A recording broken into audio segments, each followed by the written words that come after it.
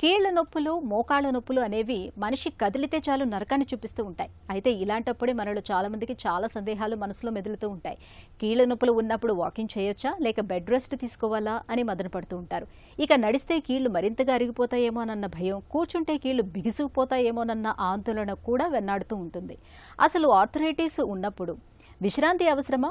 Walking చేయటము వరమా శాపమా? ఈ విషయంలో డాక్టర్లు ఏం చెబుతున్నారు? ఆసక్తికరమైన ఈ విషయాల గురించి డాక్టర్ని అడిగి ఇప్పుడు తెలుసుకుందాం.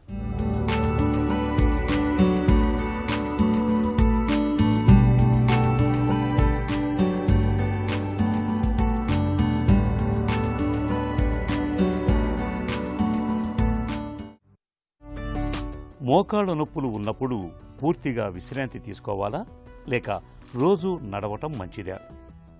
అక్యూట్ స్టేజ్ అంటే మనకు సివియర్ పెయిన్ ఉన్నప్పుడు ఫస్ట్ 1 వీక్ 10 డేస్ వరకు రెస్ట్ ఇవ్వాలి. దాని తర్వాత పెయిన్ తగ్గిన తర్వాత ఫంక్షనల్ లోడింగ్ యాక్టివిటీస్ అన్నీ చేసుకోవచ్చు. బట్ డెఫినెట్గా ఆర్థరైటిస్ సివియరిటీ బట్టి మనం ఏ ఎక్సర్సైజ్ చేసుకోవచ్చు చూడాలి. సపోజింగ్ మనకు ఆర్థరైటిస్ మోకాలలో ఉండేది సివియర్ నేచర్ ఉందనుకోండి, రోజు వాకింగ్ 1 అవర్ చేస్తే లోడ్ ఎక్కువ అవుతుంది. So we have to change our exercise pattern. Mild pain ఉన్నప్పుడు we can do cycling, we can do elliptical, వేరే ఎక్సర్సైజెస్ యోగా చేసుకోవచ్చు. బట్ పెయిన్ తక్కువ ఉన్నప్పుడు వాకింగ్ డెఫినెట్గా I recommend half an hour. But walking చేయలేని వాళ్ళు ఈక్వల్గా ఎఫెక్టివ్గా వేరే ఎక్సర్సైజ్ ఆల్సో చేసుకోవచ్చు. సో ఎక్సర్సైజ్ మన పెయిన్ బట్టి ఇనీషియల్ అక్యూట్ ఫేజ్లో ఉన్నప్పుడు రెస్ట్ ఇవ్వాలి. దాని తర్వాత మన పెయిన్ సివిరిటీ బట్టి ఎక్సర్సైజెస్ చేసుకోవచ్చు అని చేస్తే మంచిది. మోకాలి నొప్పి ఉన్నప్పటికీ నడవటం వల్ల కీళ్లు మరింత అరిగిపోతాయా? ఖచ్చితంగా తప్పండి. మనకు మోకాళ్ళకు వచ్చే ఆ కార్టిలేజ్ ఉండేది, దానికి న్యూట్రిషన్ వచ్చేది not from the blood supply, it comes from what the fluid inside the నీ కాల్డ్ సైనోవియల్ ఫ్లూయిడ్. దాని స్ట్రెంగ్త్ రావాలంటే దాని మీద లోడింగ్ ఉండాల్సిందే. అంటే లోడింగ్ అంటే వాకింగ్ చేయాలి. So what is most important for arthritic patients, knee pain ఉండే patients is not to do high impact activity. అంటే జంపింగ్, రన్నింగ్, స్కిప్పింగ్ అవన్నీ వద్దు. But you can do routine walking. Make sure మనం soft sports shoes వేసుకుంటున్నాము. And వీలైతే if possible పార్క్లో ఎక్కడన్నా మట్టి రోడ్ మీద నడిచేది ఈజ్ మోస్ట్ ఇంపార్టెంట్. అది చేత కానప్పుడు obviously cement road, tar road మీద నడవచ్చు. But footwear is very very important. Soft sports shoes ఉండాలా. And you can limit your walking to probably half an hour a day or even 20 minutes pain బట్టి. But along with this walking చాలామంది patients ఏం చేస్తారంటే only walking చేస్తారు. That is not very very useful. Walking కొంచెం చేయాలా, but other exercises to strengthen the muscle strengthening exercise చేసుకోవాలా, yoga stretching exercise చేసుకోవాలా, and also cycling, elliptical mix exercise pattern ఉండాలా, whole body మనకు స్ట్రెంగ్త్ వచ్చేకే. ఆర్థరైటిస్ ఉన్నప్పుడు రోజుకు ఎంతసేపు నడవాలి? ఎంత వేగంతో నడవటం మంచిది? సో ఆర్థరైటిస్ స్టేజ్ బట్టి చెప్తామండి. Mild arthritis, moderate arthritis, severe arthritis. Pain లేనప్పుడు ఈజీగా half an hour to 40 minutes walking చేసుకోవచ్చు. పెయిన్ ఉన్నప్పుడు we want to cut down your walking and probably alternate day walking చేసుకోవచ్చు, alternate day cycling or elliptical చేసుకోవచ్చు. But basic protocol మనం recommend చేసేది for anybody who has pains, arthritis, exercises have to be mix the whole week. ఒకటే walking 2 days walking చేస్తే 2 days cycling చేసుకోవచ్చు, 2 days elliptical చేసుకోవచ్చు. Along with these exercises you have to do most important is strength training. మసిల్స్కి మనం walking చేస్తే lower లింబ్కి కొంచెం strength వస్తుంది, కానీ వెయిట్స్ చేసినప్పుడు, డంబెల్స్ చేసినప్పుడు, రెసిస్టెన్స్ ట్రైనింగ్ చేసినప్పుడు మసిల్స్ స్ట్రాంగ్ అవుతాయి. సో ఆ స్ట్రెంథనింగ్ చాలా important, which is even more important than walking also. Walking ఒకటే క్వశ్చన్ అడిగినప్పుడు డెఫినెట్గా హాఫ్ అన్ అవర్ వాకింగ్ చేసుకోవచ్చు.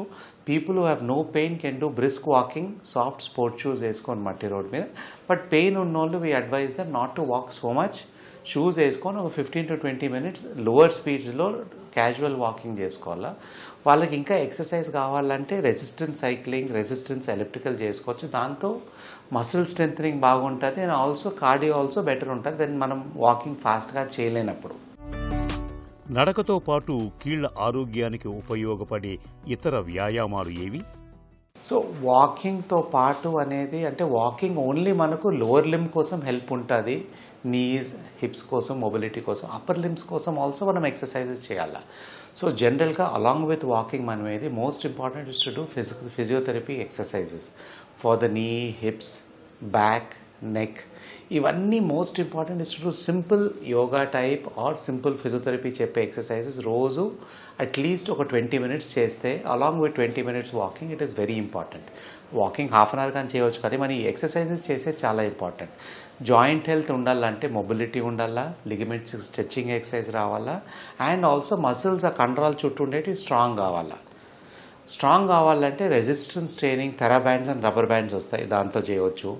జిమ్ వెయిట్స్ ఇంట్లో మనం సింపుల్ డంబెల్స్ వెయిట్స్ పెట్టుకొని చేసుకోవచ్చు. ఇవన్నీ మనం ఫిజికల్ ట్రైనర్స్ ఆర్ ఫిజియోథెరపిస్ట్ ట్రైనర్స్తో నేర్చుకొని అవి చేసే చాలా important for joint health and for general muscle strength and mobility. ఇవి చాలా ఇంపార్టెంట్. నడుస్తున్నప్పుడు లేదా వ్యాయామం చేస్తున్నప్పుడు నొప్పి పెరిగితే వెంటనే ఆపాలా? మనకి ఏదైనా నొప్పి ఏర్పడినప్పుడు వెదర్ ఇట్స్ జిమ్లో అయినా వాకింగ్లో అయినా కానీ ఇఫ్ ద నొప్పితో మనం నడవలేని పరిస్థితి ఉన్నప్పుడు ఇమీడియట్గా స్టాప్ చేసేది ఇంపార్టెంట్.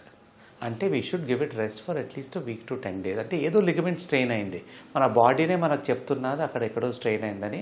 వాపు లేకపోతే giving it rest for 1 week is important. Mild pain ఉందనుకోండి, మనం నడిచేటప్పుడు షోల్డర్ పెయిన్, వేళ ఎక్సర్సైజ్ చేసినప్పుడు ఏదో పెయిన్ అప్పుడు ఇమీడియట్గా ఎక్సర్సైజ్ చేసే చాలా స్టాప్ చేయాలి. అది ఇంపార్టెంట్గా కంటిన్యూ చేసే కొద్దీ ఆ సేమ్ లిగమెంట్ సేమ్ దానిపైన లోడ్ ఎక్కువ పడి పెయిన్ ఎక్కువ వస్తుంది. సో రెస్ట్ ఇచ్చి ఆ exercise for the next 4-5 days 1 week చేయకపోతే మంచిది. ఐస్ ప్యాక్స్ పెట్టుకోవాలా అండ్ స్లోగా రెస్ట్ ఇచ్చే కొద్దీ then you can go back to the exercise. Obviously 1 week rest ఇచ్చినా కానీ ఆ పెయిన్ మళ్ళీ వస్తున్నదంటే డాక్టర్ని సంప్రదించేది ఇంపార్టెంట్. మోకాళ్ళు నొప్పులకు ఎప్పుడు సర్జరీ గురించి ఆలోచించాలి?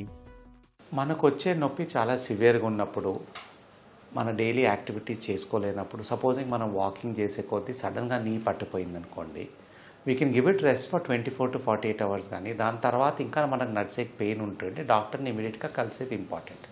సో ఎనీ ఇంజరీ మనకు వచ్చేది ఆ సివియరిటీ ఆఫ్ ఇంజరీ చూసుకోవాలా.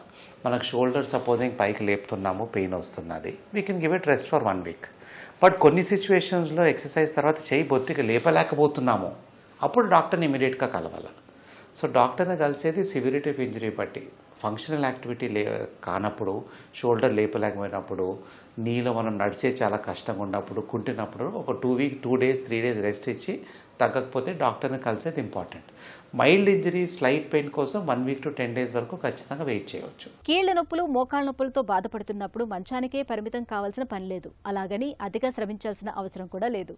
కీళ్ల నొప్పుల తీవ్రతను బట్టి విశ్రాంతికి, నడకకు మధ్య సమతూకాన్ని పాటించాలి. అదే అసలైన పరిష్కారం.